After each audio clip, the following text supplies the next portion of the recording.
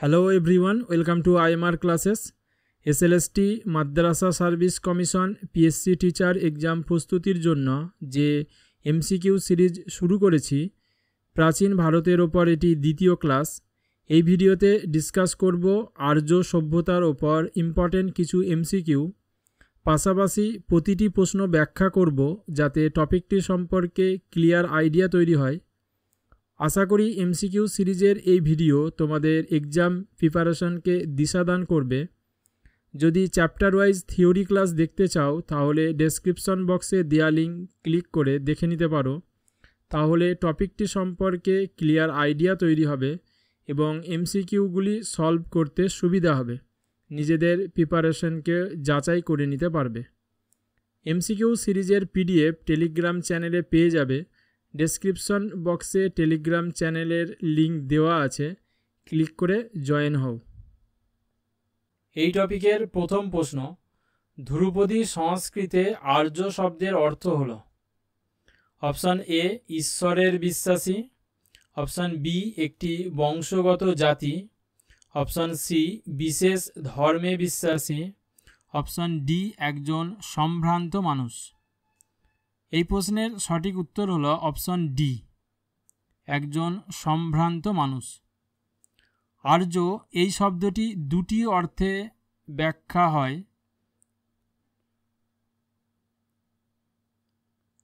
একটি জাতিগত অর্থে,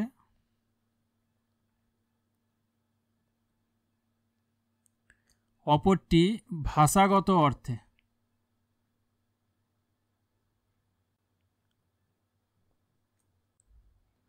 জাতিগত অর্থে আর্য শব্দের ব্যুৎপত্তিগত অর্থ হল সজ্জন, শ্রেষ্ঠ, অভিজাত,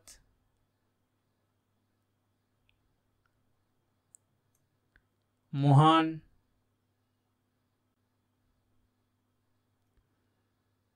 অপরদিকে ভাষাগত অর্থে আর্য একটি ভাষা এবং এই ভাষায় যারা কথা বলেন তারাই হলো আর্য গোষ্ঠীর অন্তর্গত। বর্তমানে এই জাতিগত অর্থের তুলনায় ভাষাগত অর্থেই আর্য শব্দটা ব্যাখ্যা হয়েছে। ভাষাগত অর্থে আর্য শব্দটিকে ব্যাখ্যা করেছেন স্যার উইলিয়াম জোন্স।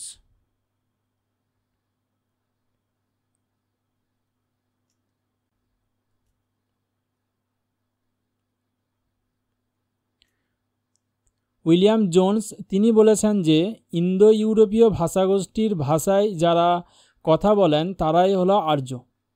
এখন প্রশ্ন হলো যে এই ইন্দো ইউরোপীয় ভাষাগোষ্ঠীর অন্তর্ভুক্ত ভাষা কোনগুলো?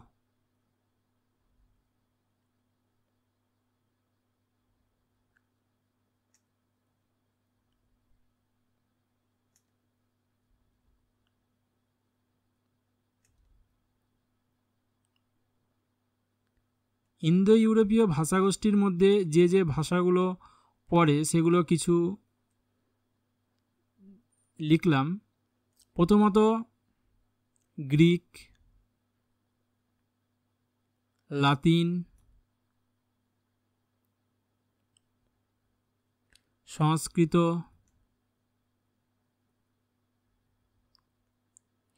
টিউটনিক,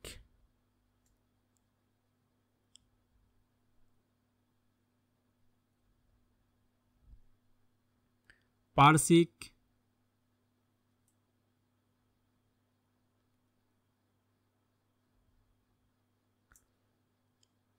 বা গথিক। এই সমস্ত ভাষায় যারা কথা বলেন তারাই এই ইন্দো ইউরোপীয় ভাষাগোষ্ঠীর অন্তর্ভুক্ত এবং এই ইন্দো ইউরোপীয় ভাষাগোষ্ঠীর যে কোনো ভাষায় যারা কথা বলেন তারাই আর্য বলে গণ্য হয়। বর্তমানে এই ভাষাগত অর্থেই আর্য শব্দটা ব্যাখ্যা হয়েছে এবং এটি সবচেয়ে জোরালো ব্যাখ্যা হিসাবে প্রতিপন্ন হয়।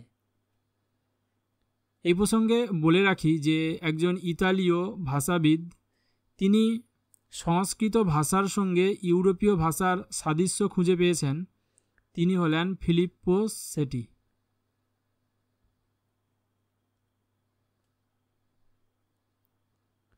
ফিলিপ্পোস সেটি।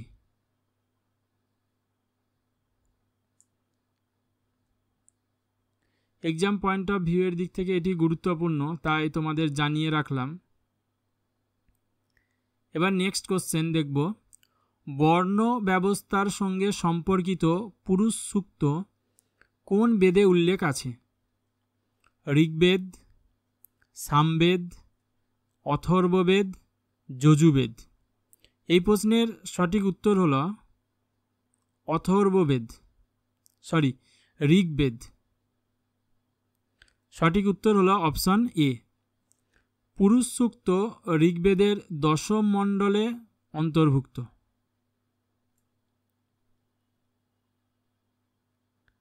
এই ঋগ্বেদের দশম মণ্ডলের পুরুষ সূক্তে সেখানে বর্ণ ব্যবস্থার উদ্ভবের বিবরণ রয়েছে।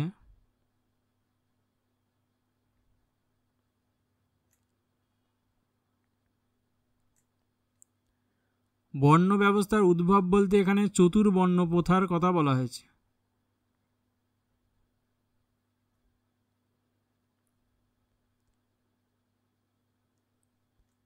চতুর্বর্ণ হলো চারটি: ব্রাহ্মণ, ক্ষত্রিয়,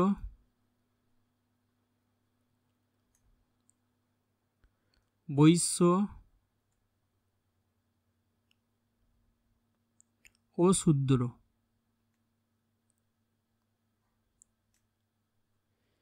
ঋগ্বেদের পুরুষ সূক্তে সেখানে ব্রাহ্মণের উৎপত্তি ব্যাখ্যা করা হয়েছে এইভাবে যে ব্রহ্মার মুখ থেকে ব্রাহ্মণের উৎপত্তি হয়েছে। অপরদিকে ব্রহ্মার বাহু থেকে ক্ষত্রিয়,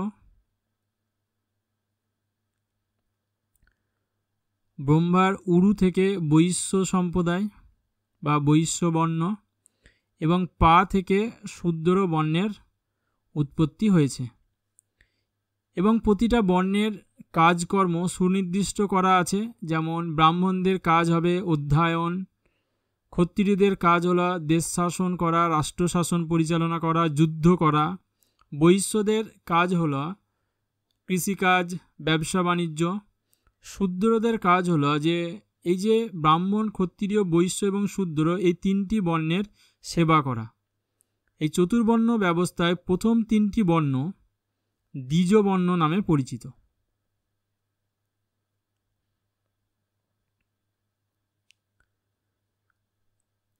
তাহলে দ্বিজ বর্ণের মধ্যে কোন বর্ণ অন্তর্ভুক্ত ছিল না? শূদ্র বর্ণ। এ প্রসঙ্গে বলে রাখি যে পুরুষ সূক্তে সেখানে ক্ষত্রিয় এই শব্দটির উল্লেখ নেই। ক্ষত্রিয় এই শব্দটির পরিবর্তে রাজন্য এই শব্দটির উল্লেখ রয়েছে।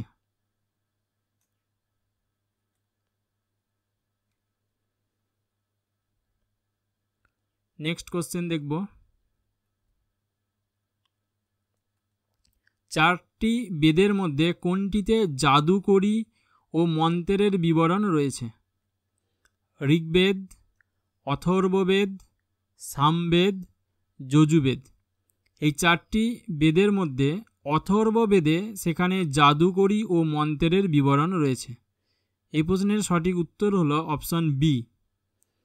যে চারটি বেদ রয়েছে সেই চারটি বেদের মধ্যে ঋগ্বেদে রয়েছে বিভিন্ন দেবদেবীর উদ্দেশ্যে প্রশংসা।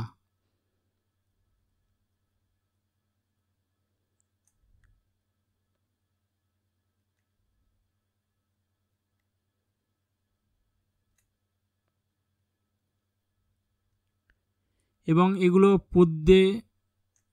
পদ্য ছন্দে রচিত। অথর্ববেদে রয়েছে জাদুকরি এবং মন্ত্রের বিবরণ। সামবেদে রয়েছে সঙ্গীত বিষয়ক বিভিন্ন মন্ত্র।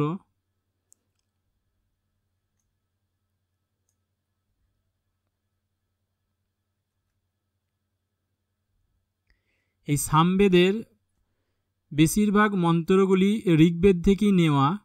ঋগ্বেদের অষ্টম এবং নবম মণ্ডল থেকে এগুলো নেওয়া হয়েছে। অষ্টম মণ্ডল ও নবম মণ্ডল।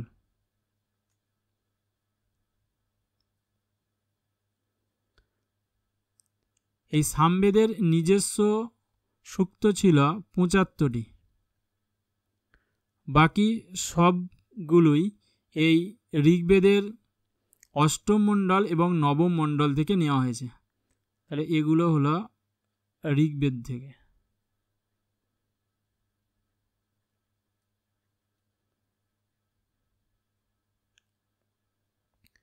অপরদিকে যজুর্বেদ হলো যজ্ঞ বিষয়ক সূত্র বা নিয়ম।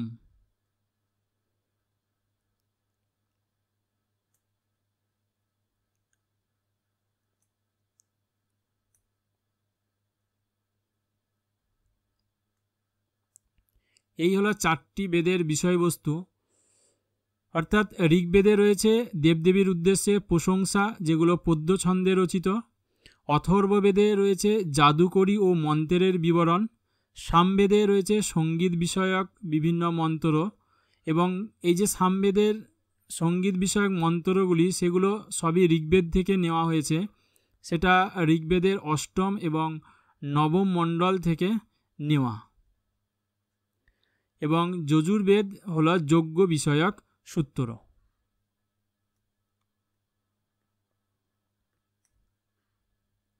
নেক্সট কোশ্চেন দেখব, ঋগ্বেদে উল্লেখিত বিখ্যাত 10 রাজার যুদ্ধ সেটি কোন নদীর তীরে হয়েছিল? গঙ্গা, ব্রহ্মপুত্র, কাবেরী, রাভি। ঋগ্বেদে উল্লেখিত 10 রাজার যুদ্ধ সেটি হয়েছিল রাভি নদীর তীরে। সঠিক উত্তর অপশন ডি। ঋগ্বেদে এই 10 রাজার যুদ্ধের উল্লেখ আছে ঋগ্বেদের সপ্তম মণ্ডলে।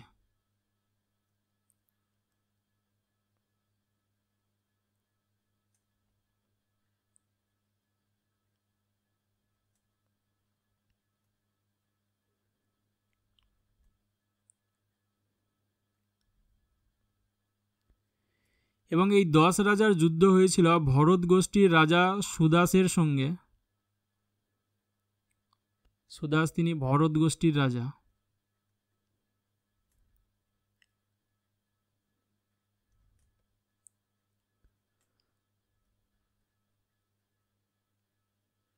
এই ভরত গোষ্ঠীর রাজা সুদাসের সঙ্গে 10 জন রাজার জোটের সঙ্গে।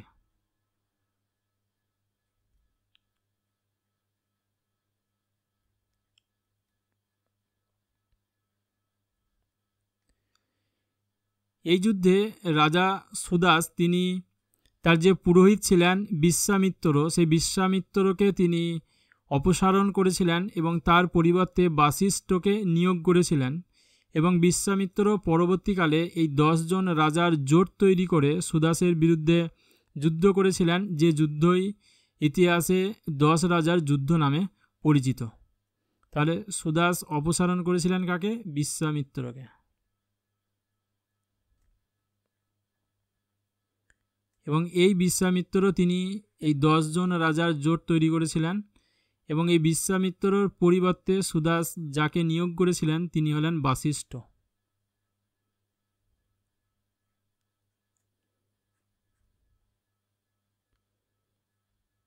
নেক্সট কোশ্চেন দেখব, গোত্র শব্দটির উল্লেখ রয়েছে অথর্ববেদ, ঋগ্বেদে, সামবেদে, যজুর্বেদে। গোত্র শব্দটির উল্লেখ রয়েছে অথর্ববেদে। সঠিক উত্তর অপশন এ। নেক্সট কোশ্চেন, নিম্নে উল্লেখিত কোন জাতি পঞ্চজনের অন্তর্ভুক্ত ছিল না? যদু, পুরু, তুর্বস, কিকাত। পঞ্চজনের মধ্যে অন্তর্ভুক্ত ছিল না কিকাত। সঠিক উত্তর অপশন ডি।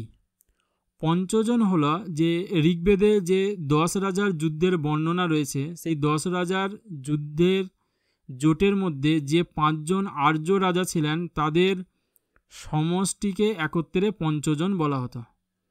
তাহলে পঞ্চজন হল 5 জন আর্য রাজার সমষ্টি।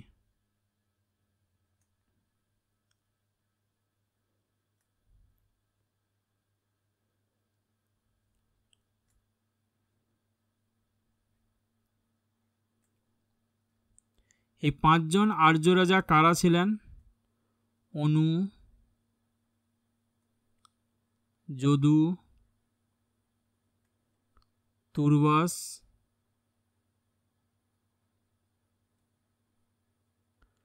দ্রোহু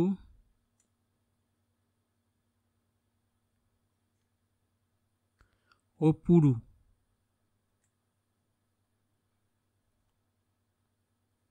এই 5 জন আর্য রাজাকেই একত্রে পঞ্চজন বলা হতো।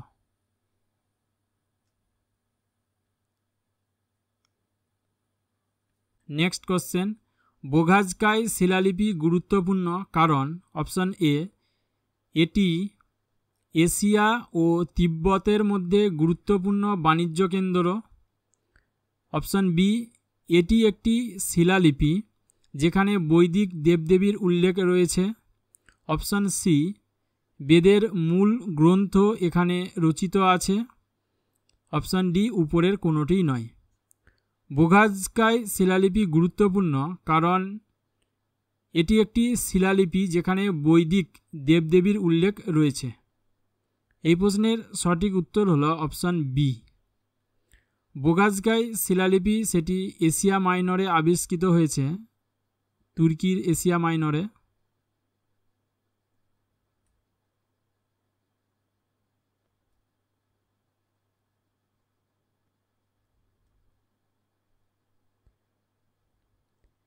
এবং এই বোগাজকাই শিলালিপিতে আর্য দেবদেবীর নাম উল্লেখ রয়েছে। যে দেবদেবীর নাম এখানে উল্লেখ রয়েছে তারা হলেন ইন্দ্র,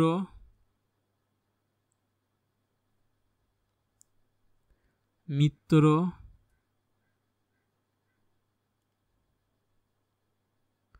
বরুণ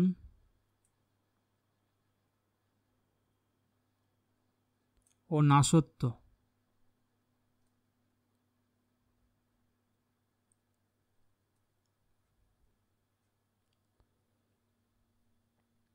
নেক্সট কোশ্চেন, ঋগ্বেদে উল্লেখিত কুভা নদীর বর্তমান অবস্থান কোথায়? অপশন এ, আফগানিস্তান, চীন, তুর্কিস্তান, কাশ্মীর, পাঞ্জাব। এই প্রশ্নের সঠিক উত্তর হলো অপশন এ, আফগানিস্তান। ঋগ্বেদে আফগানিস্তানের বেশ কিছু নদ নদীর উল্লেখ রয়েছে, যেমন কুভা,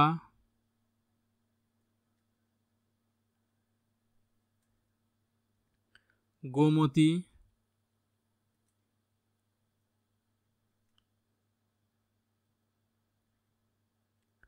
ক্রুম্ব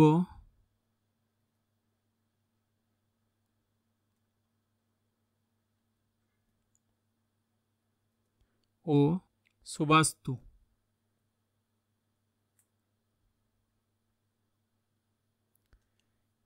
ঋগ্বেদে উল্লেখিত এই সমস্ত নদীর নাম উল্লেখ থেকে এটা মনে হয় যে আর্যরা প্রাথমিক পর্বে তারা আফগানিস্তানেও বসতি স্থাপন করেছিল। নেক্সট কোশ্চেন, গোপদ ব্রাহ্মণ কোন বেদের সঙ্গে যুক্ত?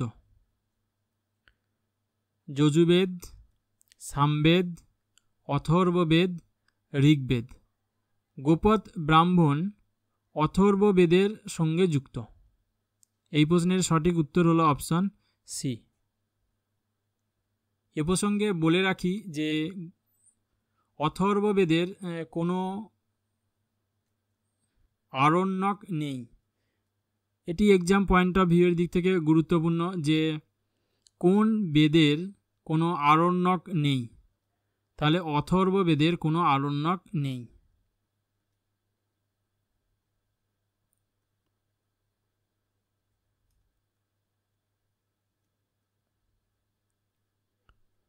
অপরদিকে অথর্ববেদের বেশ কিছু উপনিষদ ছিল,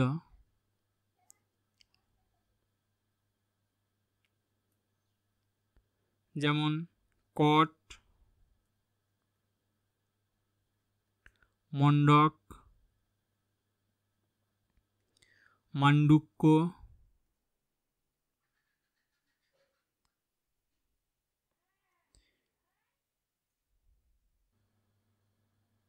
নেক্সট কোশ্চেন, ঋগ্বেদের কোন মণ্ডল সোম দেবতার জন্য উৎসর্গ করা হয়েছে? সপ্তম মণ্ডল, অষ্টম মণ্ডল, নবম মণ্ডল, দশম মণ্ডল। ঋগ্বেদের সোম দেবতার জন্য উৎসর্গ করা হয়েছে নবম মণ্ডল। সঠিক উত্তর অপশন সি। এই প্রসঙ্গে বলে রাখি যে ঋগ্বেদের তৃতীয় মণ্ডল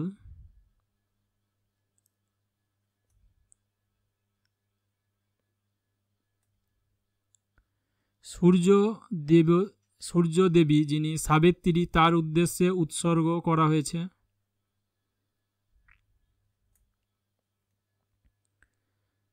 ঋগ্বেদের সপ্তম মণ্ডল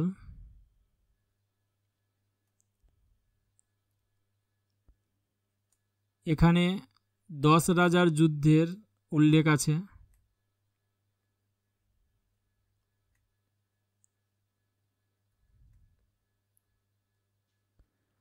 নবম মণ্ডল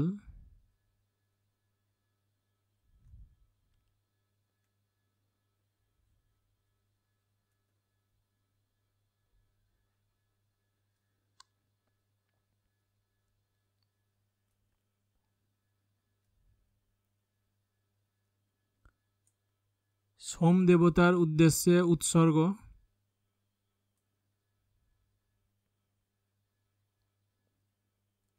আর দশম মণ্ডল, এই দশম মণ্ডলের পুরুষ সূক্ত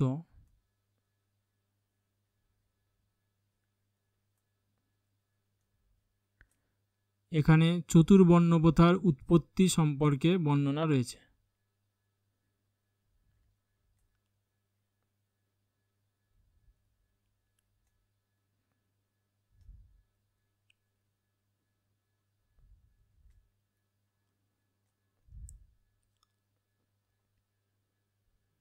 এই সোম দেবতা হলেন উত্তেজক পানীয়ের দেবতা।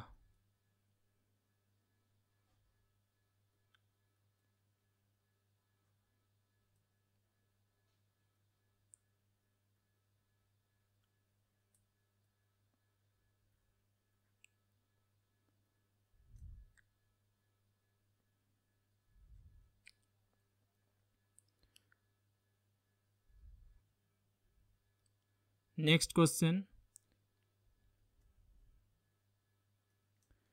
উপনিষদের বিষয়বস্তু হল অপশান এ সামাজিক আইন কানুন, অপশান বি দর্শন, অপশান সি আইন, অপশান ডি উপরের কোনোটি নয়।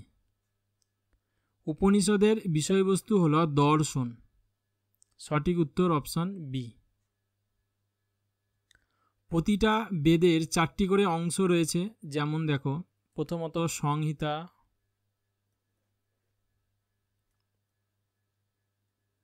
দ্বিতীয়ত ব্রাহ্মণ,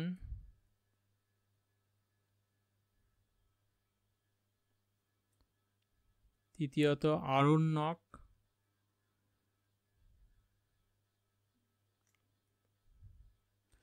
চতুর্থত উপনিষদ।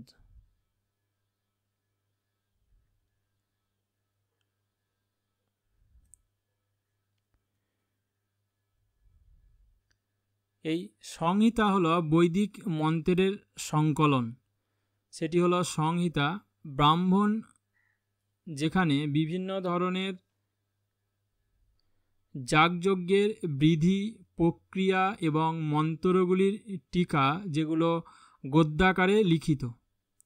অপরদিকে আরণ্যক, এই আরণ্যক অংশটি রচনা করেন অরণ্যে বসবাসকারী ব্যক্তি যারা নির্জনে বসে ধর্ম চিন্তা করতেন। এই আরণ্যক ছিল দর্শন ও অতীন্দ্রিয়বাদ সম্পর্কিত আলোচনা।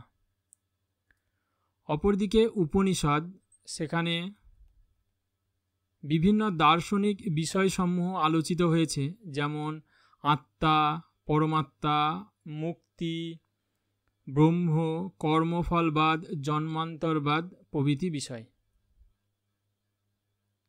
নেক্সট কোশ্চেন দেখব, কোন বেদে উল্লেখ আছে যে সভা ও সমিতি প্রজাপতির দুই কন্যা ঋগ্বেদ, সামবেদ, যজুর্বেদ, অথর্ববেদ।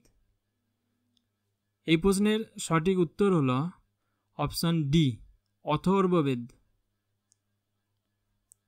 সভা ও সমিতি হল বৈদিক যুগে দুটি জনপ্রতিনিধিত্বমূলক সভা। অপরদিকে বৈদিক যুগে, বিশেষত ঋগ বৈদিক যুগে আরেকটি জনপ্রতিনিধিমূলক সভা জনপ্রিয় ছিল, সেটি হলো বিদত।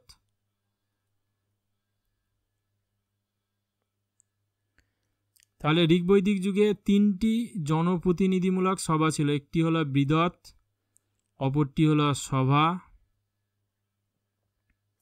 আরেকটি হলো সমিতি।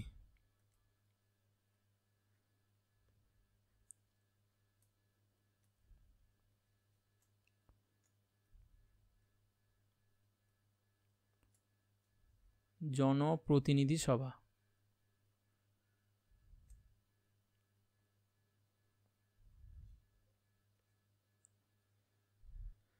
বিদত ছিল সাধারণ সভা যেখানে নারী পুরুষ উভয়ই অংশগ্রহণ করত এবং সভা বয়োজ্যেষ্ঠ ব্যক্তিদের নিয়ে গঠিত হতো এবং এই সভা শাসককে বিভিন্নভাবে পরামর্শ দিত এবং সমিতি রাজা নির্বাচন করত। নেক্সট কোশ্চেন, কোন দেবতার উদ্দেশ্যে সবচেয়ে বেশি সংখ্যক মন্ত্র উৎসর্গ হয়েছে? অগ্নি, বরুণ, বিষ্ণু, যম। এই প্রশ্নের সঠিক উত্তর হল অপশন এ, অগ্নি। ঋগবৈদিক যুগে গুরুত্বপূর্ণ দেবতাদের মধ্যে যারা ছিলেন তারা হলেন ইন্দ্র,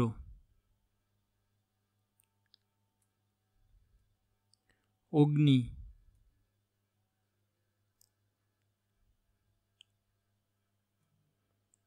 বরুণ, সোম।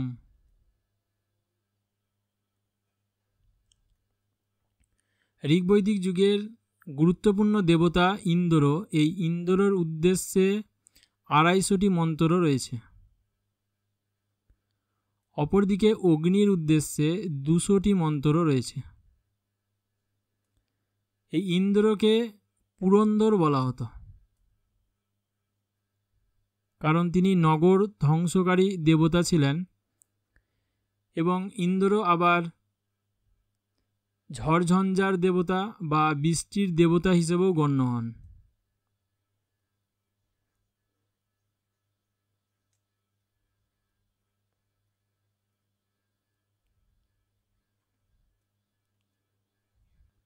অগ্নি ছিলেন আগুনের দেবতা।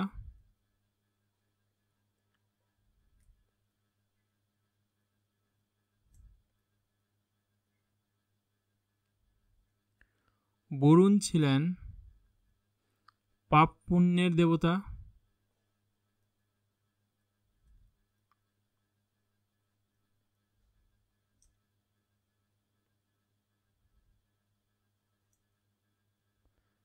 বা জলের দেবতা।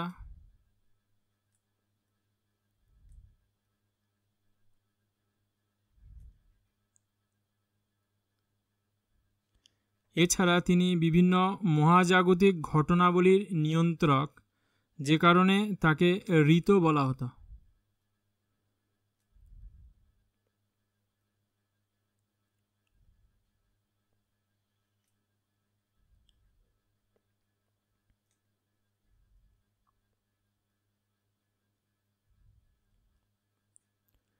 সোম ছিলেন উত্তেজক পানীয়ের দেবতা।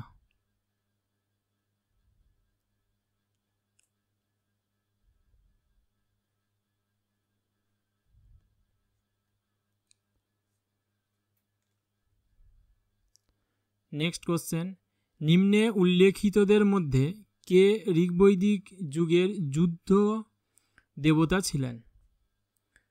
অগ্নি, ইন্দ্র, সূর্য, বরুণ। এই প্রশ্নের সঠিক উত্তর হল option B Indra. Next question, কোন গ্রন্থে গায়ত্রী মন্ত্র উচ্চারিত হয়েছে? Option A Bhagavad Gita, option B Atharvaveda, option C Rigveda, option D Manusmriti. Gayatri মন্ত্র উচ্চারিত হয়েছে ঋগ্বেদে। সঠিক উত্তর অপশন সি। ঋগ্বেদের ৩য় মণ্ডলে গায়ত্রী মন্ত্র উচ্চারিত হয়েছে সাবিত্রীর উদ্দেশ্যে।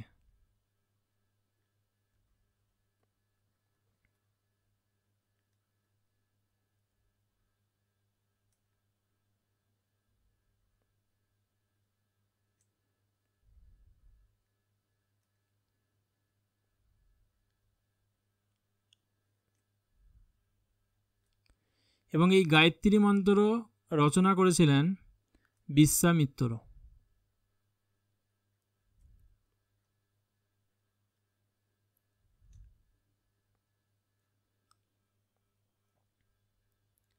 নেক্সট কোশ্চেন, সত্যমেব জয়তে এই শব্দটির উল্লেখ রয়েছে option A Mundaka Upanishad, option B Kathopanishad, option C Chandogya Upanishad, option D উপরের কোনোটি নয়।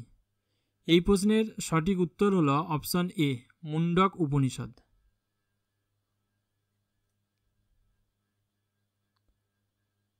নেক্সট কোশ্চেন, ঋগ্বেদে অঘ্না এই শব্দটি কোন প্রাণীর উদ্দেশ্যে উল্লেখিত হয়েছে? ছাগল, গরু, হাতি, ঘোড়া। ঋগ্বেদে অঘ্না এই শব্দটি উল্লেখ হয়েছে গরুর উদ্দেশ্যে। সঠিক উত্তর অপশন বি। এই অঘ্না এই শব্দের অর্থ হল যাকে হত্যা করা যায় না।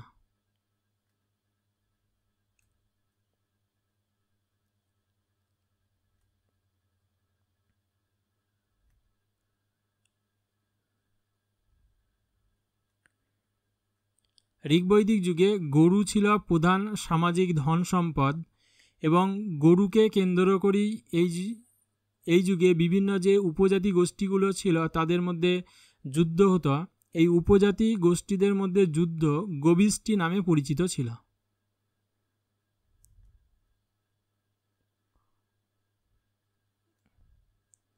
গোবিষ্টি হলো যুদ্ধ। সমাজে গরুর প্রাধান্য এতটা বেশি ছিল যে গরুর শব্দের সঙ্গে যুক্ত বিভিন্ন নামে ব্যক্তি বর্গের পরিচিতি পেত। যেমন ঋগ্বেদে দুহিতা শব্দটির উল্লেখ রয়েছে।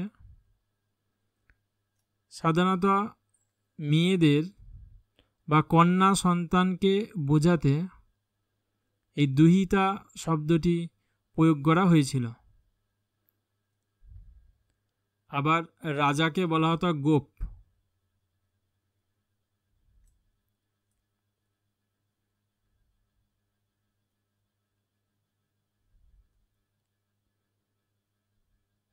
নেক্সট কোশ্চেন, রাজা সুদাস কোন পুরোহিতকে বরখাস্ত করেছিলেন যিনি সুদাসের বিরুদ্ধে 10 জন রাজার সংগঠন তৈরি করেছিলেন? Option A Vashishtha, option B Vishwamitra, option C Uddalaka Aruni, option D উপরের কোনোটি নয়। এই প্রশ্নের সঠিক উত্তর হল অপশন বি বিশ্বামিত্র।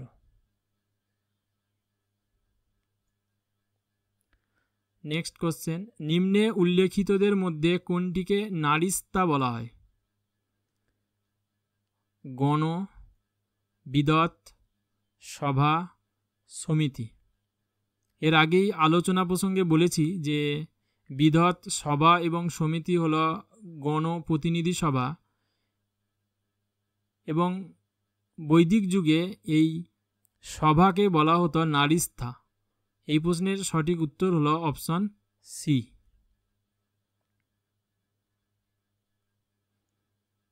কোন বৈদিক দেবতা অতিথি নামে পরিচিত? অগ্নি, ইন্দ্র, বরুণ, সোম।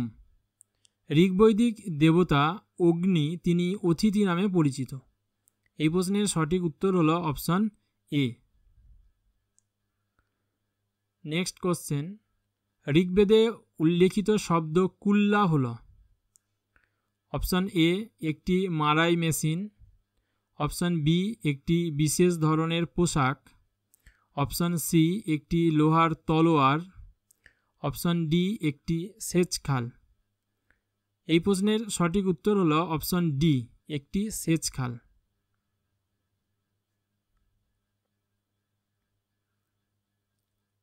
নেক্সট কোশ্চেন, ঋগ্বেদে হিরণ্যপিণ্ডা ও মনা হলো অপশান এ প্রয়াত আত্মার উদ্দেশ্যে নৈবেদ্য, অপশান বি বিনিময়ের মাধ্যম হিসেবে ব্যবহৃত নির্দিষ্ট মূল্যের সোনার টুকরো বা অলঙ্কার, অপশান সি বলিদান অনুষ্ঠানের দায়িত্বে নিয়োজিত কর্মকর্তারা, অপশান ডি পাপের কাফারা করার জন্য ধর্মীয় আনুগত্য।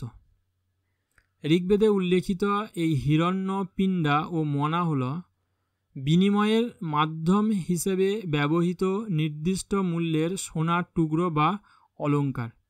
সঠিক উত্তর হল অপশান বি। নেক্সট কোশ্চেন, কোন বৈদিক সাহিত্যে কৃষিকাজের সর্বপ্রথম উল্লেখ পাওয়া যায়? ঋগ্বেদ, যজুর্বেদ, অথর্ববেদ, শতপথ ব্রাহ্মণ। এই প্রশ্নের সঠিক উত্তর হল অপশান ডি শতপথ ব্রাহ্মণ। শতপথ ব্রাহ্মণেই সর্বপ্রথম কৃষিকাজের বর্ণনা পাওয়া যায়। শতপথ ব্রাহ্মণ হল শুক্ল যজুর্বেদের ব্রাহ্মণ।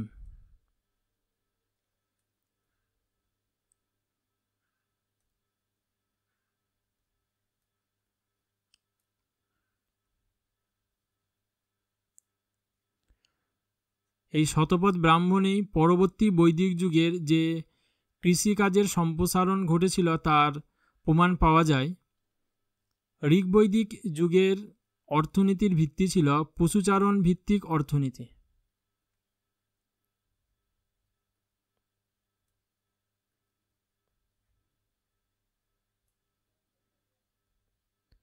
ঋগ্বৈদিক যুগ বলতে এখানে 1500 খ্রিস্টপূর্ব থেকে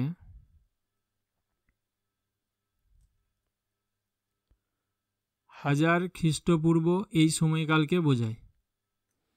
আর পরবর্তী বৈদিক যুগ বলতে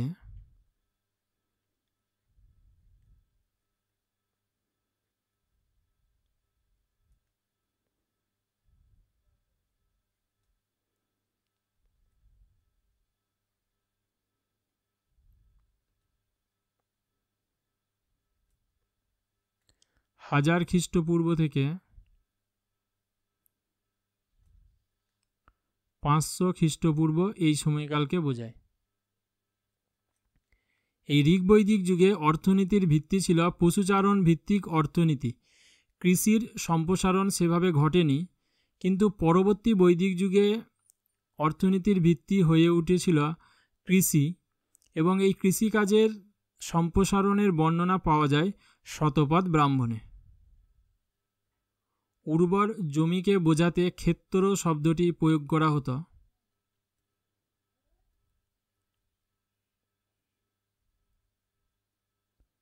তাহলে ক্ষেত্র হলো উর্বর জমি।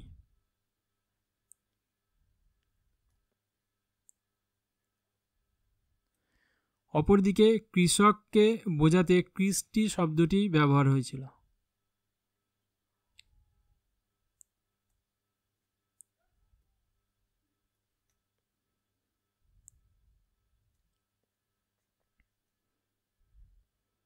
নাগলকে বোঝাতে শির শব্দটি ব্যবহার হয়।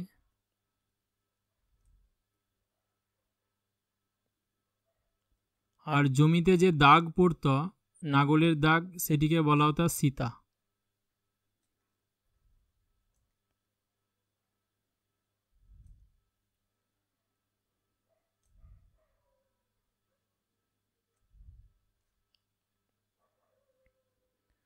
নেক্সট কোশ্চেন, পরবর্তী বৈদিক শব্দ স্বরাজ্য ও বৈরাজ্য কোন অর্থে ব্যবহৃত হয়েছে?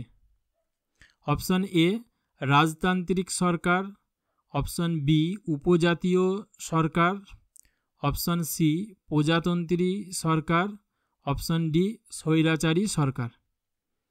পরবর্তী বৈদিক শব্দ স্বরাজ্য এবং বৈরাজ্য, এটি প্রজাতন্ত্রী সরকার এই অর্থে ব্যবহৃত হয়েছে। এই প্রশ্নের সঠিক উত্তর হল অপশন সি। পরবর্তী বৈদিক যুগে যে রাষ্ট্র ব্যবস্থার পত্তন হয়েছিল তার শাসনতান্ত্রিক চরিত্র অনুযায়ী সেগুলোকে বিভিন্ন ভাগে ভাগ করা হয়েছিল, যেমন রাজ্য। রাজ্য বলতে বোঝাতো যেখানে একজন শাসক শাসন করত, অর্থাৎ একক শাসক দ্বারা শাসিত হলো রাজ্য।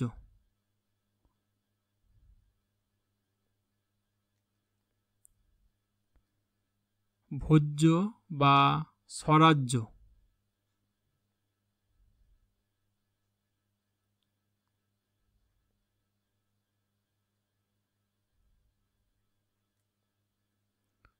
ভোজ্য হল সামন্ত রাজা, অর্থাৎ কোনো শাসকের অধীনস্থ শাসকদেরকে বলা হতো ভোজ্য।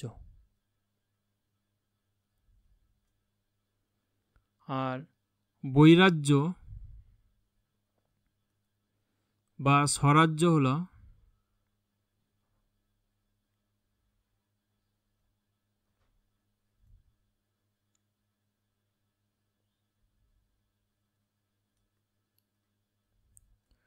প্রজাতান্ত্রিক রাষ্ট্র ব্যবস্থা।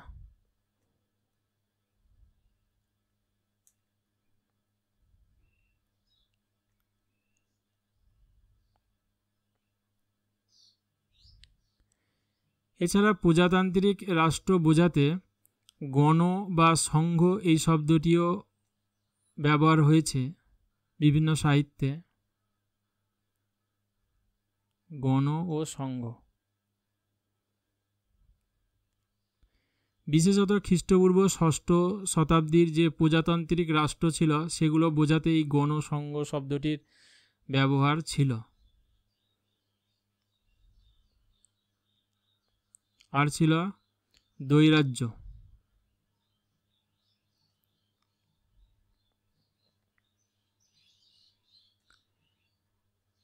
যে রাজ্যে দুজন শাসক ছিল।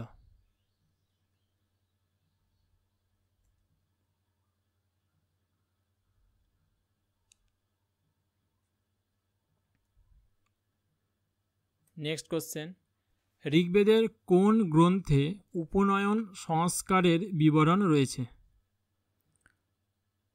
Option A Shatapatha Brahmana, option B Atharvaveda, option C Yajurveda, option D Aitareya Brahmana. ঋগ্বেদে উপনয়ন সংস্কারের বিবরণ রয়েছে শতপথ ব্রাহ্মণে। সঠিক উত্তর হল অপশন এ।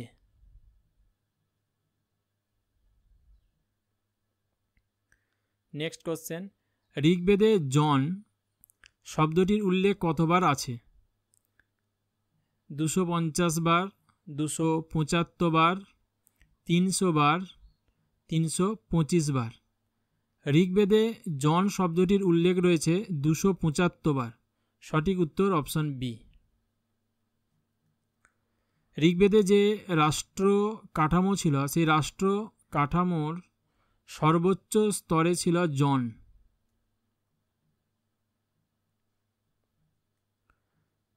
জনের নিম্নে প্রশাসনিক একক ছিল 20, 20-এর নিম্নে প্রশাসনিক একক ছিল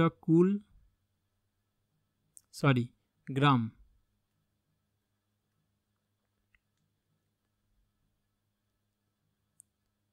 এবং গ্রামের নিচে প্রশাসনিক একক ছিল কুল। কুল বলতে বোঝাতো পরিবার।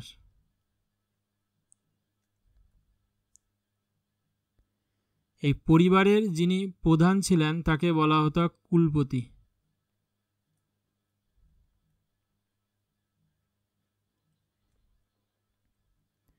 গ্রামের যিনি প্রধান তাকে বলা হতো গ্রামনি বা ব্রজপতিও বলা হতো।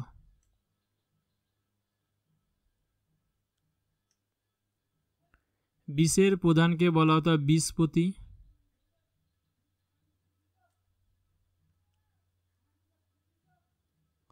জনের প্রধানকে বলা হতো গোপ।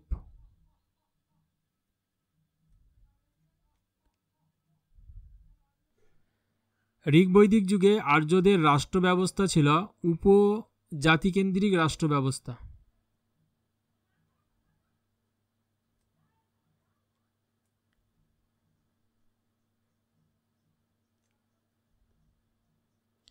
এই উপজাতি কেন্দ্রিক রাষ্ট্র ব্যবস্থায় তারা বিভিন্ন উপজাতিতে বিভক্ত ছিল। ঋগ্বেদে এরকমই বেশ কিছু উপজাতির নাম পাওয়া যায়, যেমন ভরত, যদু,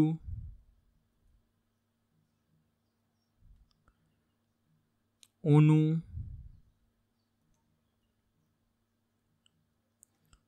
পুরু, তুর্বস,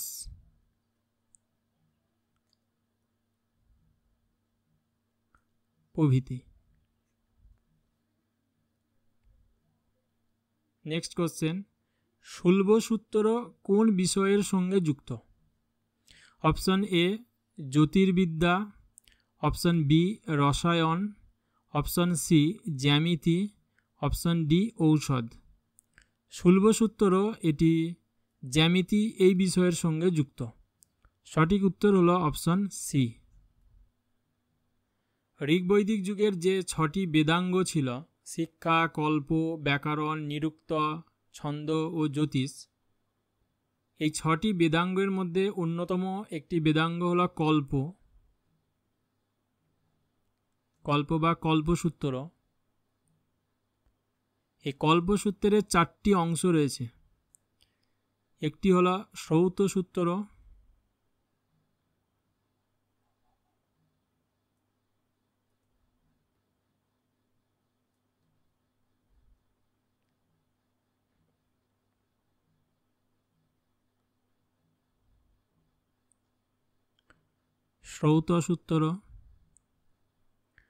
অপরটি হলো শুল্বসূত্র,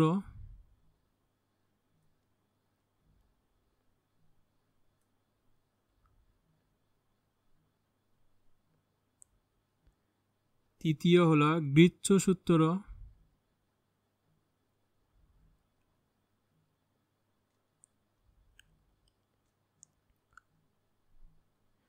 চতুর্থত হলো ধর্মসূত্র।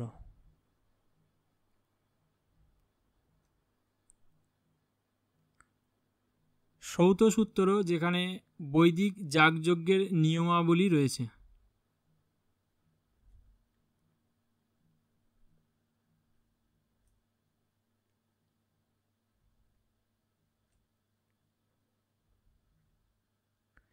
অপরদিকে শুল্বসূত্রে যেখানে যজ্ঞের বেদী ও আয়তন,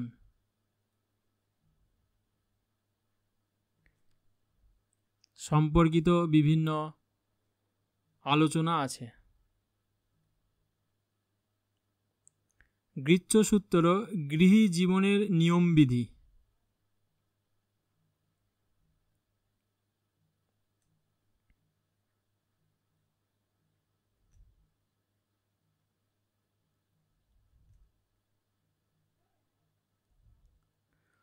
ধর্মসূত্র হল সমাজ ও রাষ্ট্রীয় রীতিনীতি।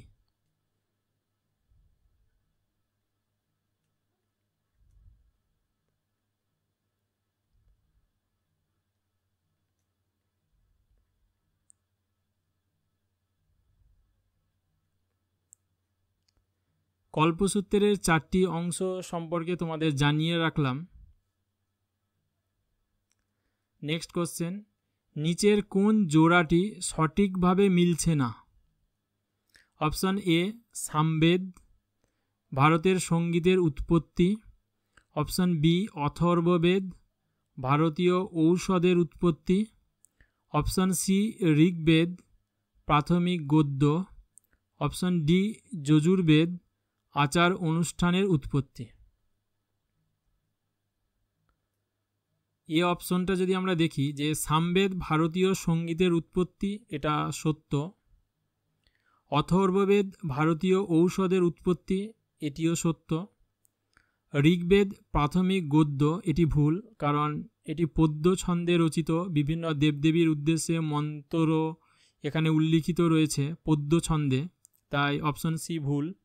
আর যজুর্বেদ আচার অনুষ্ঠানের উৎপত্তি, এটিও সঠিক। এই প্রশ্নের সঠিক উত্তর হলো অপশন সি। নেক্সট কোশ্চেন, নিচের কোন জোড়াটি সঠিকভাবে মিলছে না? অপশন এ আশিকিনী বা চেনাব, অপশন বি শতুদ্রি বা সাতলেজ, অপশন সি বিপাশা বা ঝিলাম, অপশন ডি পুরুষিনী বা রাভি। এখানে অপশন সি এটি সঠিকভাবে মিলছে না, বিপাশা বা ঝিলাম এটি আলাদা দুটি নদী। অপরদিকে অস্কিনী বা চেনাব সত্য বা সঠিক, শতুদ্রিকে সাতলেজ এটিও সঠিক, পুরুষিনী বা রাভি নদী এটিও সঠিক। নেক্সট কোশ্চেন, কোন বৈদিক সংহিতা গদ্য ও পদ্য উভয়ই রচিত? ঋগ্বেদ, সামবেদ, যজুর্বেদ, অথর্ববেদ। এই প্রশ্নের সঠিক উত্তর হলো অপশন সি যজুর্বেদ। যজুর্বেদ গদ্য এবং পদ্য উভয়ই রচিত। এই যজুর্বেদের দুটি ভাগ রয়েছে।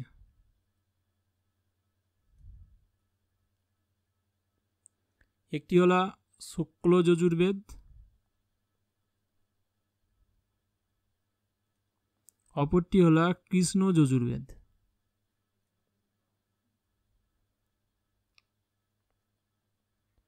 শুক্ল যজুর্বেদে যেখানে গদ্য এবং পদ্য আলাদা আলাদা রয়েছে।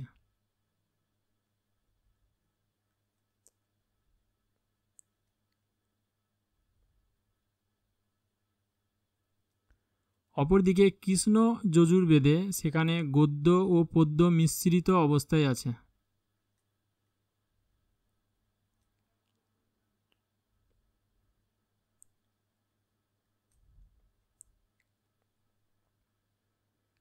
নেক্সট কোশ্চেন, বৈদিক মানুষদের কাছে কোন প্রাণী অজানা ছিল? হাতি, সিংহ, বাঘ, ঘোড়া। বৈদিক মানুষদের কাছে বাঘ এই প্রাণীটি অজানা ছিল। এই প্রশ্নের সঠিক উত্তর হলো অপশন সি। ঋগ্বেদে বন্য পশু হিসাবে বাঘ ও হাতির উল্লেখ নেই। নেক্সট কোশ্চেন, নিচের কোন বাক্যটি ঠিক নেই?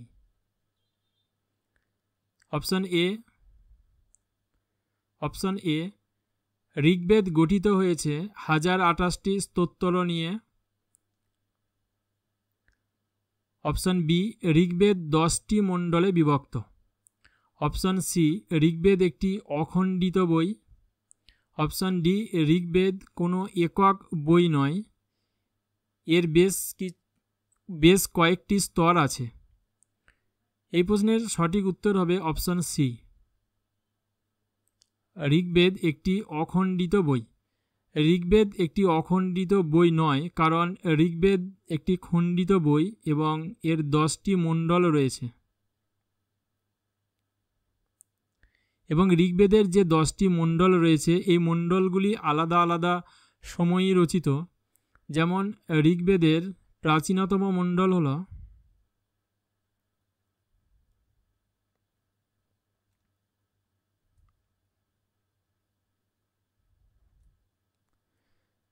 ঋগ্বেদের দ্বিতীয় মণ্ডল থেকে সপ্তম মণ্ডল হল সবচেয়ে প্রাচীনতম। মধ্যম পর্বে রচিত হয়েছিল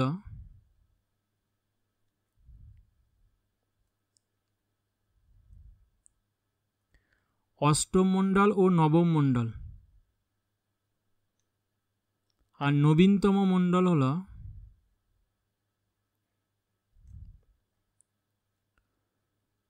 প্রথম মণ্ডল ও দশম মণ্ডল।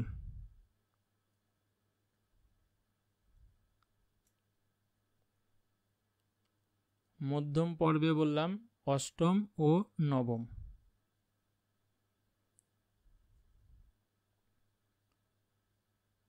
নেক্সট কোশ্চেন, ভারতে আর্যরা কোথায় প্রথম বসতি স্থাপন করেছিল?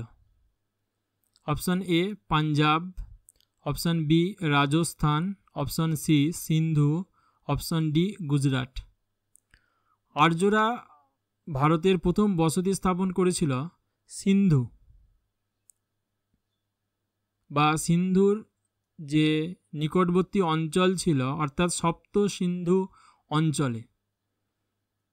সপ্ত সিন্ধু অঞ্চল বলতে বোঝায় 7টি নদীর উপত্যকার যে সমাবেশ বা অঞ্চলকে, এই 7টি নদীর উপত্যকা অঞ্চলই ঋগ্বেদে সপ্ত সিন্ধু নামে পরিচিত।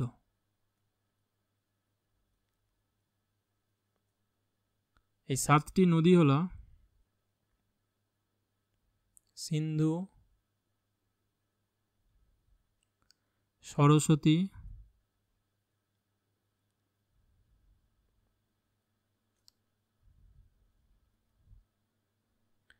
ইরাবতী,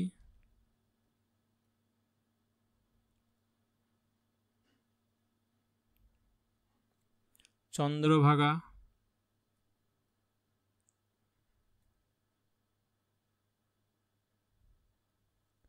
বিতস্তা,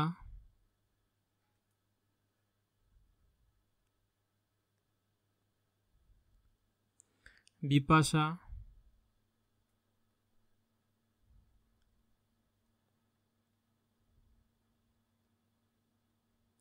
ও শতদ্রু।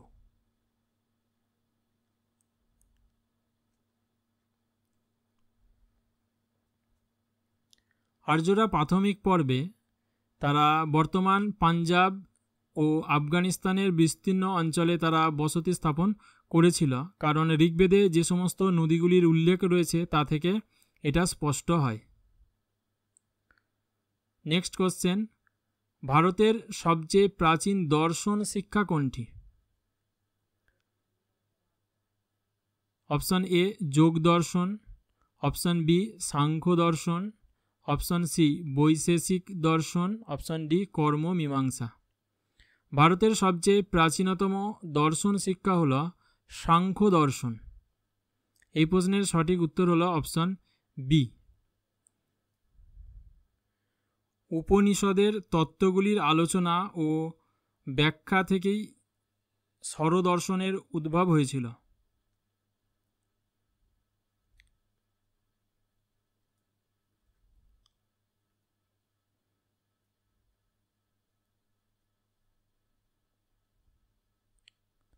স্বরদর্শনের যে 6টি দর্শন হলো সেগুলি হলো সাংখ্য দর্শন,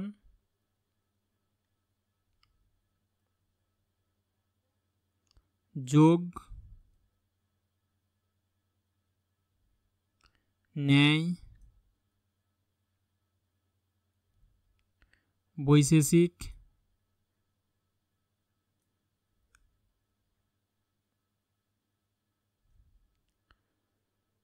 পূর্ব মীমাংসা,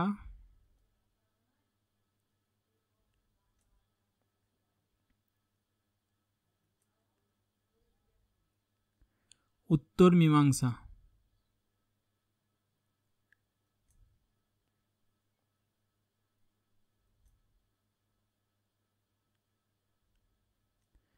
সাংখ্য দর্শন যিনি রচনা করেছিলেন তিনি হলেন কপিল। যোগ দর্শন রচনা করেন গৌতম,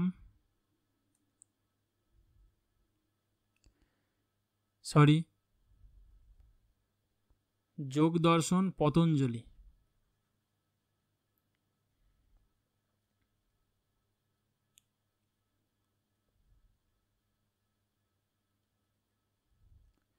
ন্যায় দর্শন রচনা করেন গৌতম। বৈশেষিক কনাদ। পূর্ব মীমাংসা, জৈমিনী,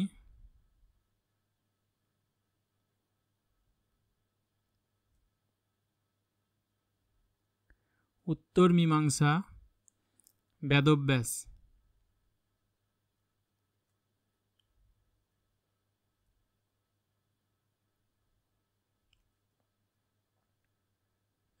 এই 6টি দর্শনকে একত্রে স্বরদর্শন বলা হয়। নেক্সট কোশ্চেন, আদি বৈদিক সাহিত্যে কোন নদীটির অধিক উল্লেখ আছে? সিন্ধু, বিপাশা, সরস্বতী, গঙ্গা। আদি বৈদিক সাহিত্যে সিন্ধু নদীটির অধিক উল্লেখ রয়েছে। বৈদিক সাহিত্যে এই সরস্বতী নদীকে নদীতমা বলা হয়েছে।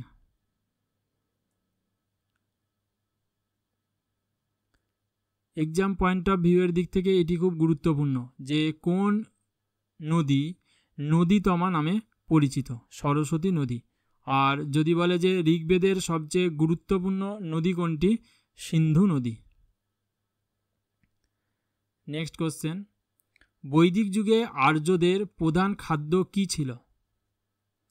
অপশন এ বার্লি ও ভাত, অপশন বি দুধ এবং এর তৈরি মাখন বা দই, অপশন সি ভাত ও ডাল, অপশন ডি শাক সবজি ও ফল। বৈদিক যুগে আর্যদের প্রধান খাদ্য ছিল দুধ এবং এর তৈরি মাখন বা দই।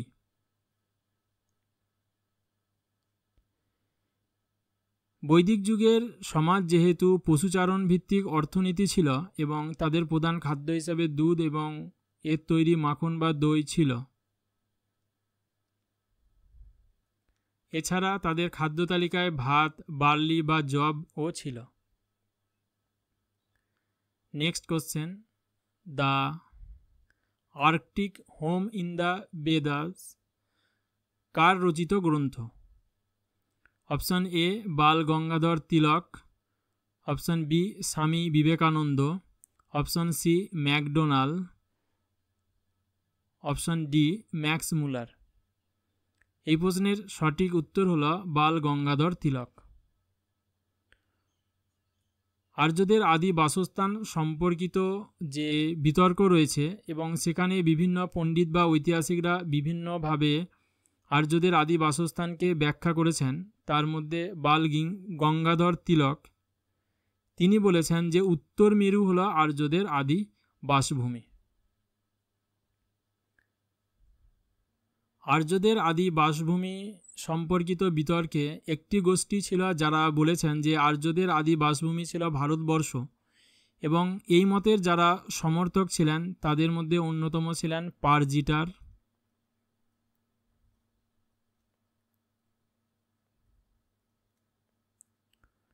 মহামহোপাধ্যায়, গঙ্গানাথ ঝা,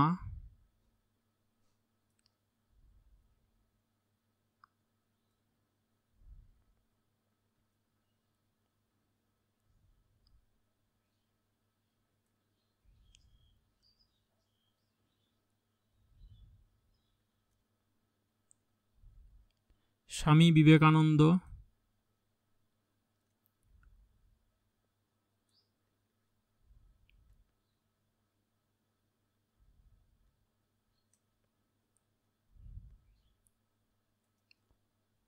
দয়ানন্দ সরস্বতী।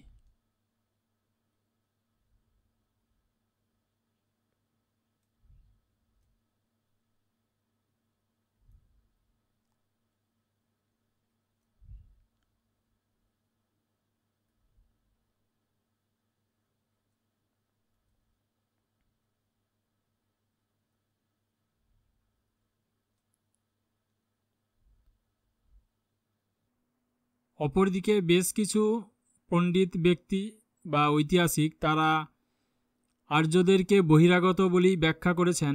তাদের মধ্যে ছিলেন ব্রতীন্দ্রনাথ মুখোপাধ্যায়,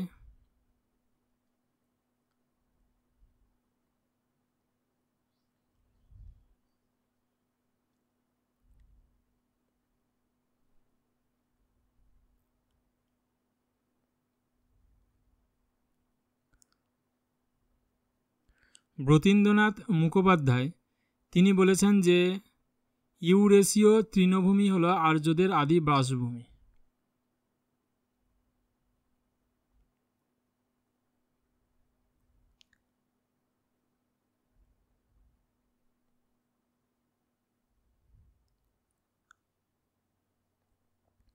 অপরদিকে ব্র্যান্ডেনস্টাইন তিনি বলেছেন যে কিরগিজ তৃণভূমি হলো আর্যদের আদি বাসভূমি।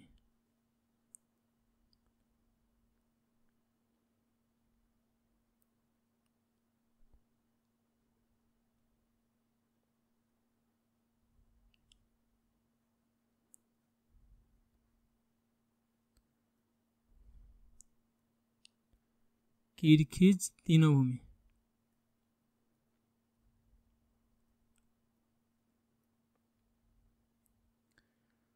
ম্যাক্স মুলার তিনি বলেছেন মধ্য এশিয়া হলো আর্যদের আদি বাসভূমি।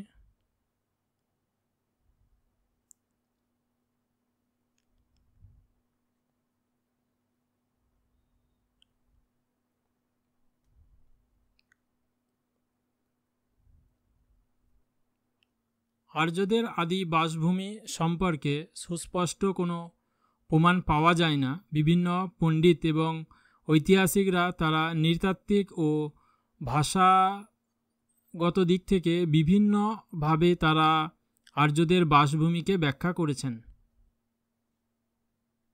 নেক্সট কোশ্চেন, ঋগ্বেদের ধর্ম সম্বন্ধে নিচের কোন তথ্যটি সঠিক নয়? অপশন এ, দেবদেবীর পূজায় প্রার্থনা ও বলিদানের প্রথা ছিল। অপশন বি, দেবতাদের সর্বশক্তিমান হিসাবে দেখানো হতো এবং মানুষের যে কোনো ব্যাপারে দেবতার করুণা পেতে বলিদানের ব্যবস্থা থাকত। অপশন সি, পূজার অর্ঘ্য আগুনের আহুতির মাধ্যমে ভাবা হতো, দেবতার উদ্দেশ্যে দান করা হয়েছে। অপশন ডি, মন্দিরে বলিদান দেওয়া হতো। এই প্রশ্নের সঠিক উত্তর হলো অপশন ডি, মন্দিরে বলিদান দেওয়া হতো। এটি সঠিক নয়। ঋগ্বৈদিক যুগের যে ধর্ম ছিল সেখানে বিভিন্ন দেবদেবীর উদ্দেশ্যে প্রার্থনা এবং বলিদানের বিভিন্ন প্রথা ছিল, এটাও সত্য, এবং দেবতাদের সর্বশক্তিমান হিসাবেই দেখানো হতো এবং তাদের করুণা পাওয়ার জন্য বলিদানের ব্যবস্থা থাকত এবং সেখানে আগুনের আহুতির মাধ্যমে ভাবা হতো যে দেবতার উদ্দেশ্যে তাদের দান করা হয়েছে। উপরিক্ত তিনটি বিবৃতি সত্য, কিন্তু মন্দিরে বলিদান দেওয়া হতো না। মন্দিরে দেবতাকে তখন পর্যন্ত প্রতিষ্ঠিত হয়নি, যেটা আমরা গুপ্ত যুগে গিয়ে দেখব যে সেখানে মন্দির তৈরি হয়েছে এবং মন্দিরগুলিতে দেবতাদের স্থান দেওয়া হয়েছে। নেক্সট কোশ্চেন, ব্রজপতির কাজ ছিল? অপশন এ, গ্রামের বিচার করা। অপশন বি, গোচারণ ভূমি দেখাশোনা করা। অপশন সি, রাজাকে সাহায্য করা। অপশন ডি, কর আদায় করা। ব্রজপতির কাজ ছিল গোচারণ ভূমি দেখাশোনা করা। এই প্রশ্নের সঠিক উত্তর হলো অপশন বি। নেক্সট কোশ্চেন, কোন সাহিত্য গ্রন্থে সর্বপ্রথম রাজত্বের উৎপত্তির তথ্য উল্লেখিত হয়েছে? Option A, Rigveda. Option B, Chandogya Upanishad. Option C, Aitareya Brahmana. Option D, Dhanurveda. এই প্রশ্নের সঠিক উত্তর হলো অপশন সি, ঐতরীয় ব্রাহ্মণ। ঐতরীয় ব্রাহ্মণে সেখানে রাজত্বের উৎপত্তির তথ্য উল্লেখিত হয়েছে। ঐতরীয় ব্রাহ্মণ হল ঋগ্বেদের ব্রাহ্মণ।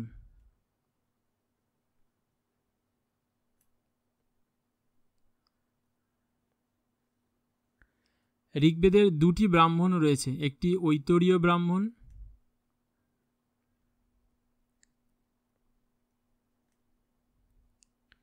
অপরটি কৌশিতকী ব্রাহ্মণ।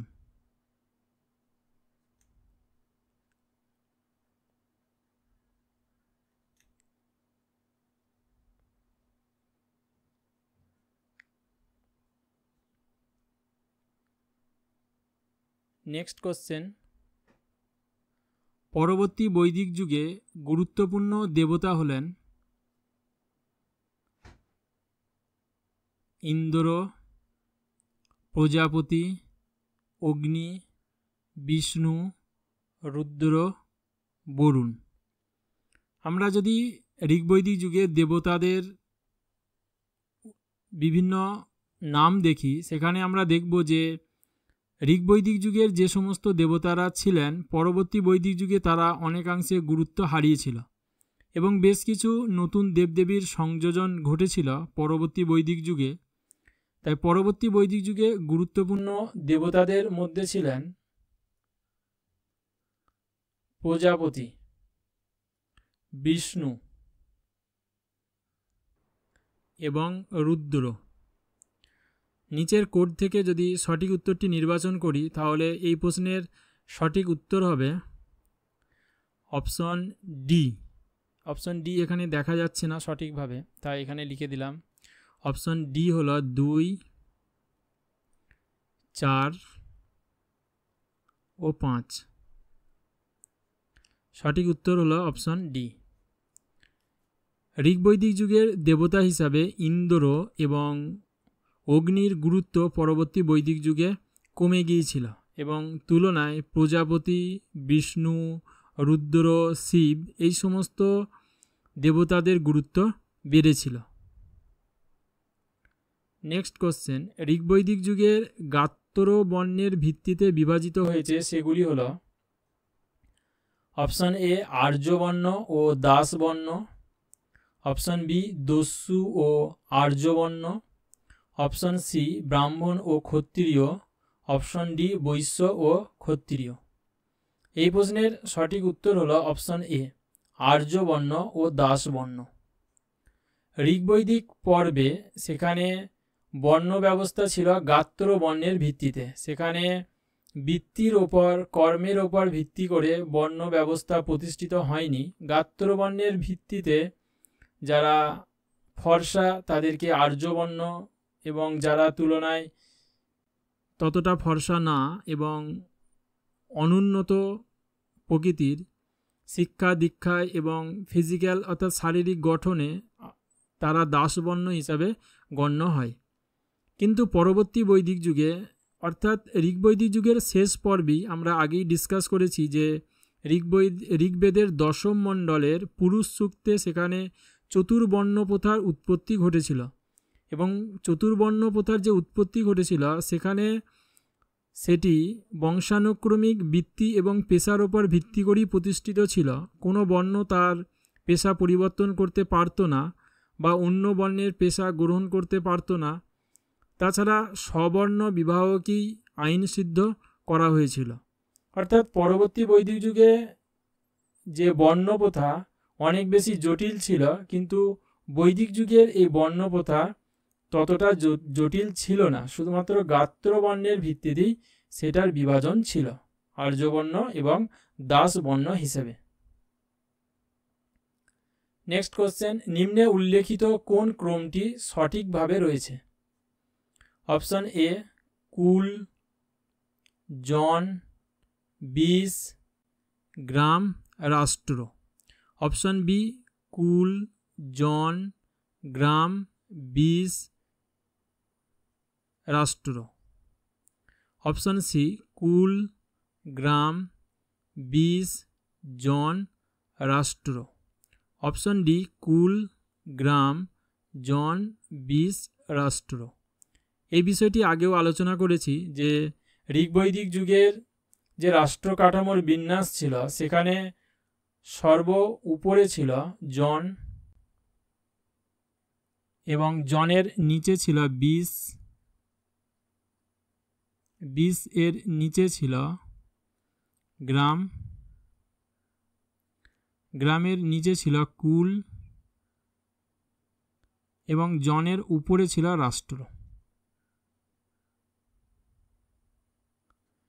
এখান থেকে যদি সঠিক ক্রমটি তোমরা লক্ষ্য করো তাহলে দেখা যাবে যে সবার প্রথমে কুল, তারপর গ্রাম, তারপর বিষ, তারপর জন, তারপর রাষ্ট্র। এই প্রশ্নের সঠিক উত্তর হবে অপশন সি। নেক্সট কোশ্চেন, ঋগ্বৈদিক যুগের নারীদের সম্পর্কে সঠিক বিবৃতি আলোচনা করুন। প্রথমে রয়েছে কোনো প্রকার পর্দা প্রথা ছিল না। দ্বিতীয়ত, মহিলারা প্রায়ই সতীদাহ করতেন।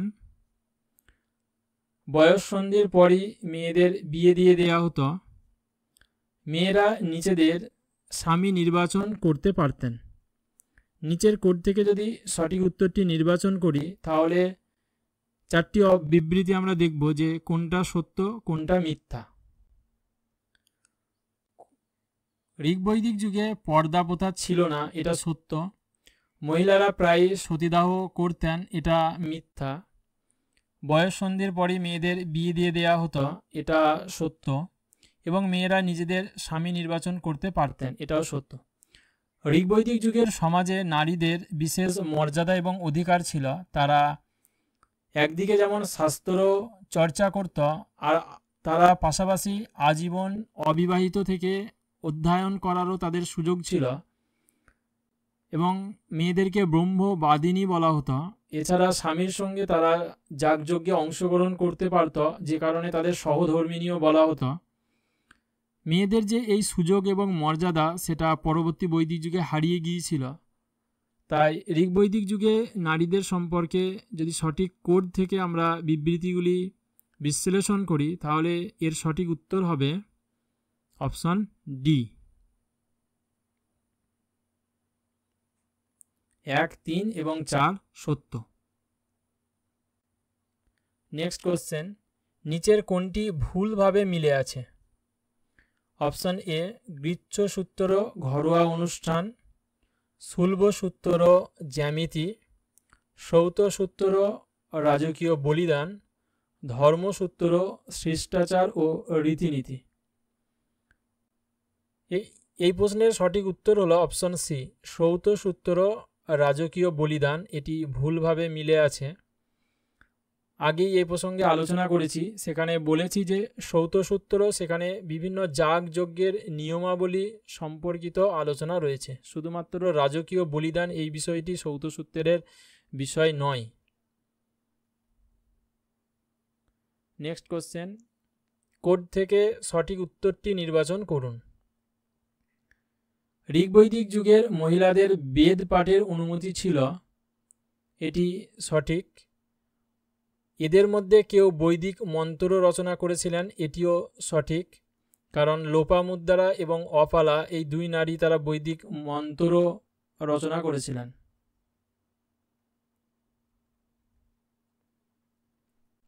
লোপামুদ্রা ও অপালা।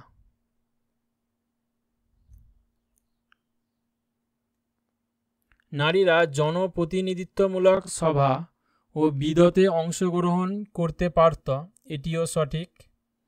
তারা পর্দা প্রথা অনুশীলন করত, এটা সঠিক নয়।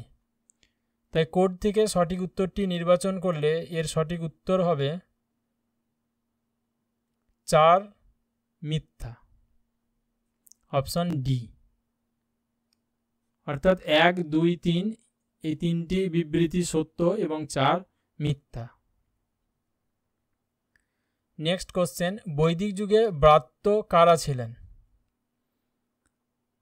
অপশন এ অবৈদিক উর্বরতা সম্প্রদায়ের পুরোহিত, বিশ্বাস থেকে পতিত, পণি নামক উপজাতির একটি অংশ, মগধের পুরোহিতরা। এই প্রশ্নের সঠিক উত্তর হলো অপশন বি, বিশ্বাস থেকে পতিত। আচ্ছা, ব্রাত্য হলো যারা ঋগ্বৈদিক বা বেদকে মান্যতা দিত না বা বেদকে প্রামাণ্য হিসাবে যারা গ্রহণ করেনি তারা ব্রাত্য নামে পরিচিত। নেক্সট কোশ্চেন, দক্ষিণ ভারতকে কে আর্যীকরণকারী ঋষি ছিলেন? অর্থাৎ দক্ষিণ ভারতে আর্য সংস্কৃতির বহনকারী কে ছিলেন? Option A Agastya, option B Vishwamitra, option C Vashishtha, option D Yajnavalkya. এই প্রশ্নের সঠিক উত্তর হলো অপশন এ অগস্ত্য।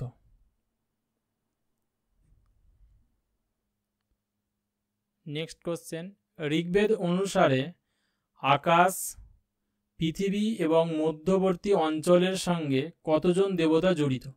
অর্থাৎ ঋগ্বেদে কতজন আমরা দেবদেবীর উল্লেখ পাই? 33, 55, 10, 85। ঋগ্বেদে আমরা 33 জন দেব দেবীর নাম উল্লেখ পাই। এই প্রশ্নের সঠিক উত্তর হলো অপশন এ। নেক্সট কোশ্চেন, ঋগ্বৈদিক আর্যদের প্রধান খাদ্য ছিল? এই প্রশ্নটি রিপিট হয়েছে, এর আগে এই নিয়ে ডিসকাস করেছি, যে সঠিক উত্তর হবে অপশন সি। নেক্সট কোশ্চেন, নিম্নলিখিত কোন বিবৃতিটি সত্য?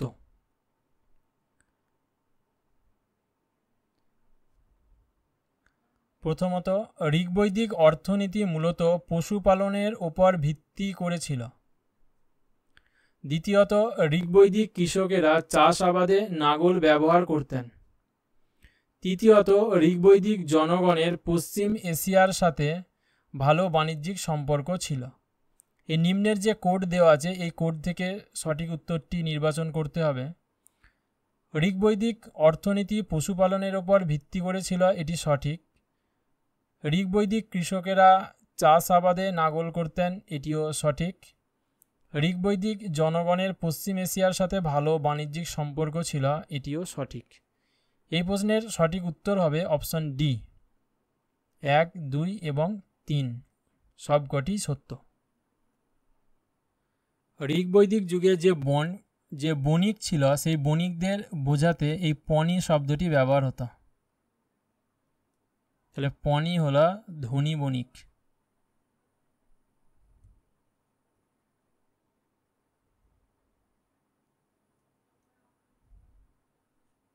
এটি খুব ইম্পর্টেন্ট, তাই তোমাদের জানিয়ে রাখলাম। নেক্সট কোশ্চেন, ঋগ্বেদে পণি বলতে কোন শ্রেণীকে বোঝাতো?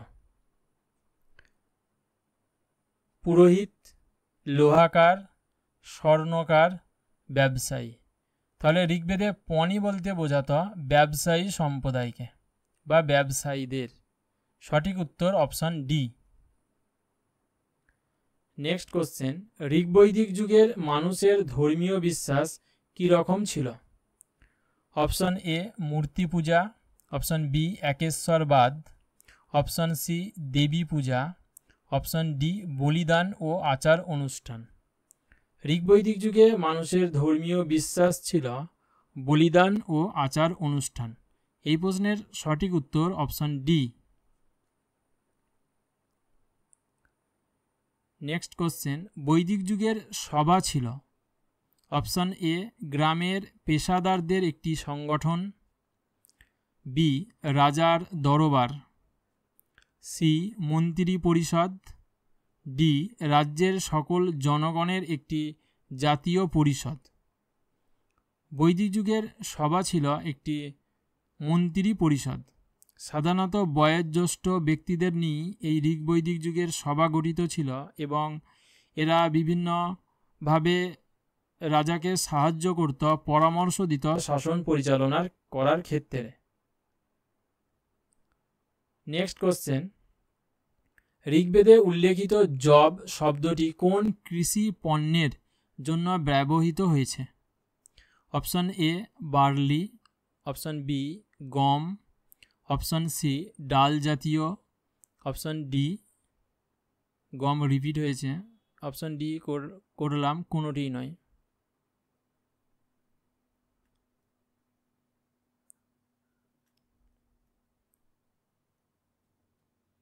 এই প্রশ্নের সঠিক উত্তর হবে অপশন এ বার্লি। ঋগ্বৈদিক যুগে এই বার্লিকে ঋগ্বেদে জব শব্দটি বার্লিকে বোঝাতো। ঋগ্বেদে উল্লেখিত ব্রীহি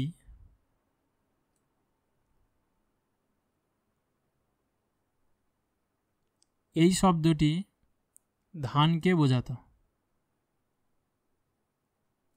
অপরদিকে গোধূম এই শব্দটি গমকে বোঝাতো। ঋগ্বেদের দশম মণ্ডলে কৃষি সম্পর্কে যে সচেতনতা বাড়ছিল তার প্রমাণ পাওয়া যায়। নেক্সট কোশ্চেন, ঋগ্বেদে উল্লেখিত কোন নদী নদীতমা নামে পরিচিত? সিন্ধু নদী, সরস্বতী নদী, বিতস্তা নদী, যমুনা নদী। ঋগ্বেদে নদীতমা নামে পরিচিত সরস্বতী নদী। এই প্রশ্নের সঠিক উত্তর হল অপশন বি।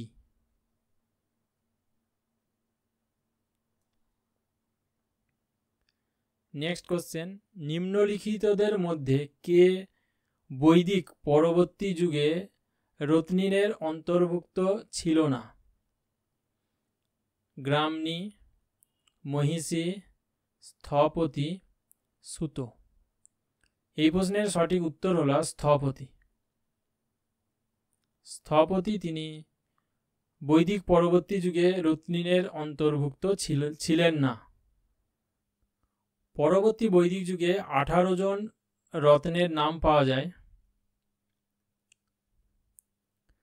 রত্ন বলতে এখানে যারা শাসককে প্রশাসনিক বিভিন্ন বিষয়ে সাহায্য করত এবং তাদের বিভিন্ন দায়িত্বপ্রাপ্ত দপ্তর ছিল, এবং এই যে সমস্ত গুরুত্বপূর্ণ পদাধিকারী ব্যক্তি পরবর্তী বৈদিক যুগে রাজাকে প্রশাসনিকভাবে সাহায্য করত তাদেরকে রত্ন বলা হতো। যেমন দেখো কিছু উচ্চপদস্থ কর্মচারীদের নাম এবং তাদের বিভিন্ন কাজ। সংগ্রহিত্রী,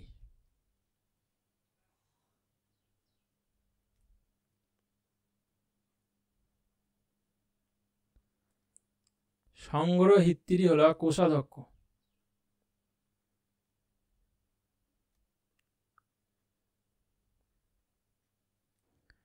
ভাগদুক,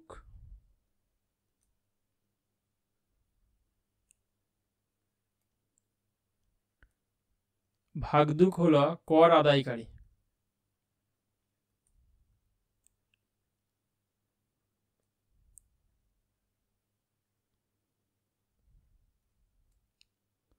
সুত, সুত হল রথ চালক।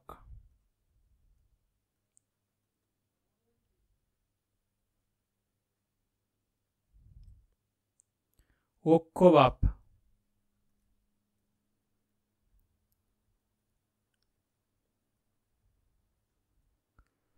জুয়া খেলার অধ্যক্ষ।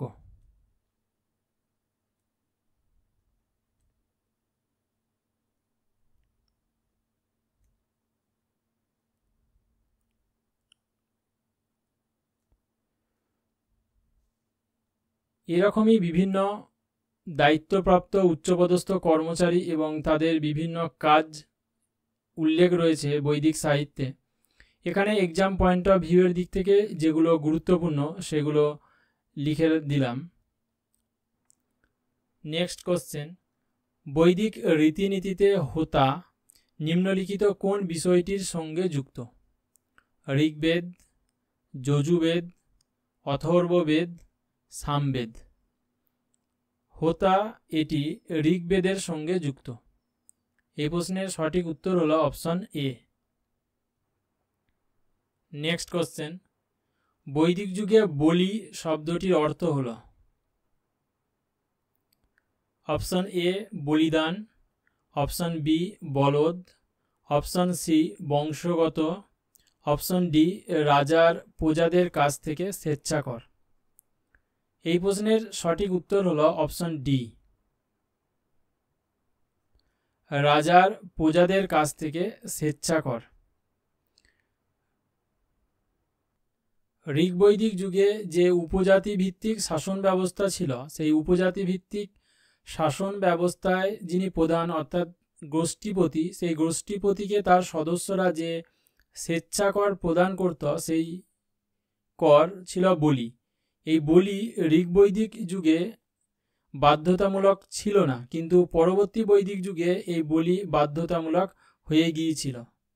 অর্থাৎ পরবর্তী বৈদিক যুগে রাষ্ট্র ব্যবস্থার ভিত্তিপ্রস্তর তৈরি হয়েছিল, যে কারণে পরবর্তী বৈদিক যুগে এই বলি স্বেচ্ছাকর আর ছিল না, একটি বাধ্যতামূলক করে পরিণত হয়েছিল।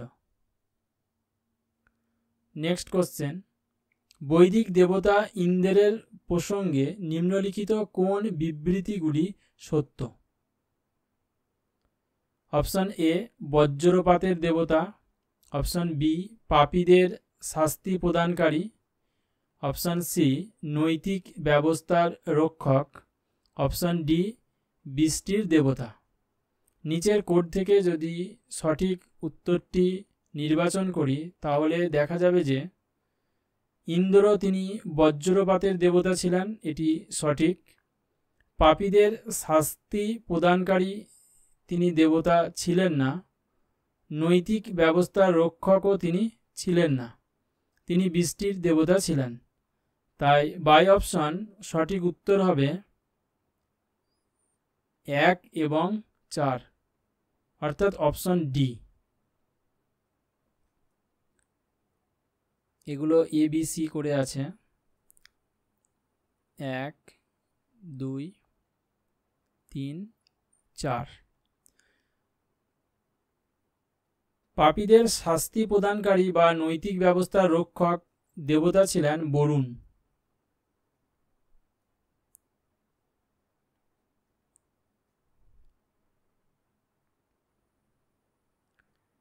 এই ছিল বৈদিক সভ্যতার ওপর ইম্পর্টেন্ট কিছু MCQ।